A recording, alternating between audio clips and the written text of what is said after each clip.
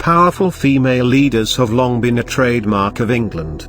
After all, Queen Elizabeth II isn't just the longest ruling monarch, but she's also the only female member of the British royal family to have served on active duty with the British Armed Forces, even having served during World War II.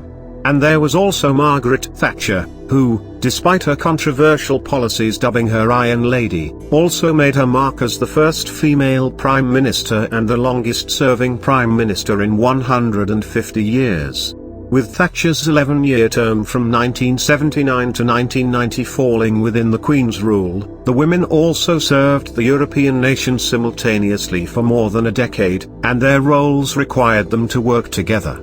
The Queen also has a special relationship with the Prime Minister, retaining the right to appoint and also meeting with him or her on a regular basis, the official royal site describes.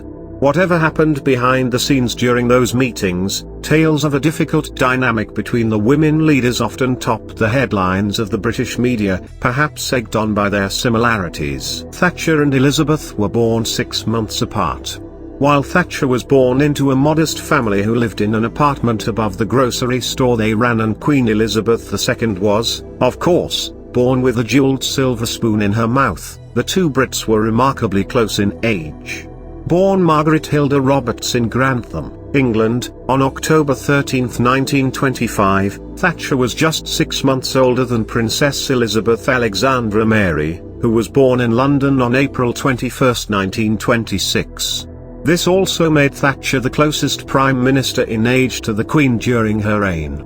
The two women met every week for 11 years. One of the Queen's major duties is to hold meetings called audiences, which are a key element of the Queen's day-to-day work, and enable her to give time and focus to key individuals, the royal site explains. And throughout her reign, she's held a weekly audience with the serving Prime Minister to discuss governmental issues. The audience is held in an audience room in her apartments and is entirely private, the site continues. Though the Queen remains politically neutral on all matters, she is able to advise and warn her ministers, including her Prime Minister, when necessary. It's during these unrecorded meetings that much of the tension between the two reportedly began to form.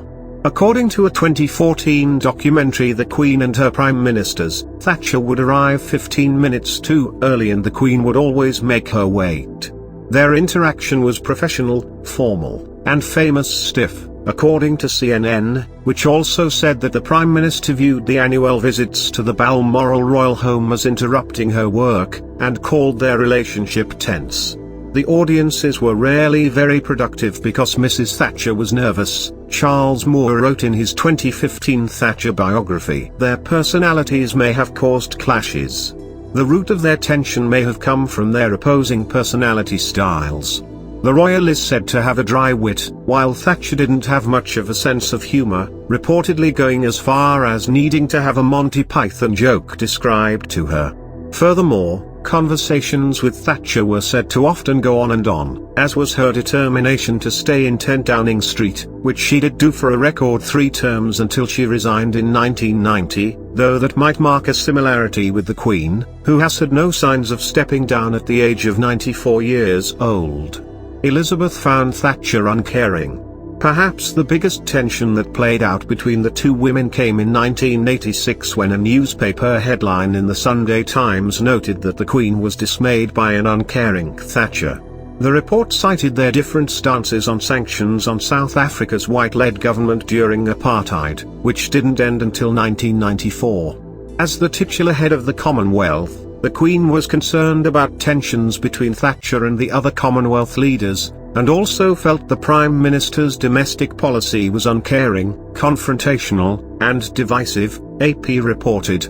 As soon as the story came out, Buckingham Palace issued a statement. As with all previous Prime Ministers, the Queen enjoys a relationship of the closest confidentiality with Mrs. Thatcher, and reports purporting to be the Queen's opinions of government policies are entirely without foundation. But the Sunday Times stood by its reporting, and found the Palace's statement predictable. I think what is said in public and what is said in private are two different things, and the Palace have to maintain their position, the paper's editor Andrew Neil said at the time.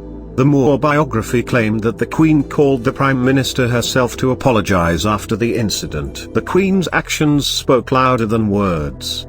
Even after Thatcher's death in 2013 of a stroke, the storied tension between the Buckingham Palace monarch and the Downing Street leader continued.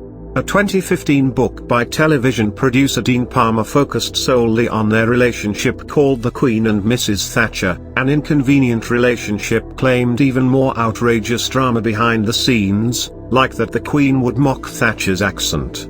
But ultimately, perhaps it was the noble actions of the Queen after Thatcher was forced out of her position by her cabinet in 1990 that showed the truth behind their relationship. According to the Independent UK, the royal felt so bad about the situation that she extended an invite to the ousted Prime Minister to join her in a horse racing meeting.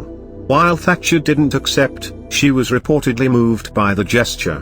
What she did accept was Britain's highest honour, the Order of the Merit, granted to her by the Queen in December 1990, as well as a baronetcy for her husband who became Sir Dennis Thatcher.